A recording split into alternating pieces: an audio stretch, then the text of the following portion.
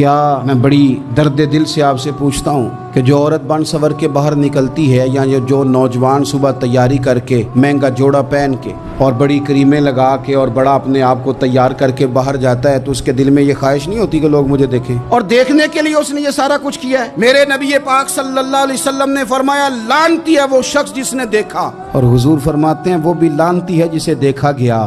کس کی بات ہو رہی ہے؟ تو شارحین فرماتے ہیں جو تیاری اس لیے کر کے گیا تھا کہ مجھے دیکھا جائے۔ حضور علیہ السلام نے تو ہمیں فرمایا تھا کہ تہمت والی جگہ سے بھی بچ کے رہنا۔